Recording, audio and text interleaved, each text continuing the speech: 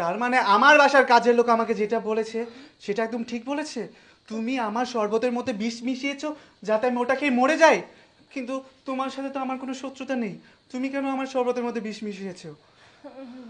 দেখুন, আমি জানি যে আপনার সাথে আমার কোনো শত্রুতা নেই, কিন্তু কি বলুন তো, আমি না আপনাকে বিয়ে করতে চাইনি।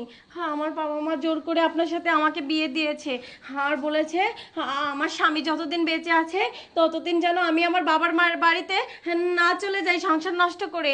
আমি কি করব বলুন? আসলে আমি অন্য একটা ছেলেকে খুব ভালোবাসি, জানেন তো। আমাদের না অনেক দিনের সম্পর্ক। ও আমাকে ছাড়া বাঁচবে না, আর আমিও ওকে ছাড়া বাঁচবো না। আমি কোনো রাস্তা খুঁজে না পেয়ে ভেবেছিলাম আমার বাবা যদি বলতে পারি যে আমার হাজব্যান্ড বাসর করে কিনা কি হয়ে মারা গেছে, তাহলে আমার বাবা আমাকে কিচ্ছু বলবে না। এই জন্য আমি আপনার শরবতে বিষ মিশিয়ে দিয়েছিলাম।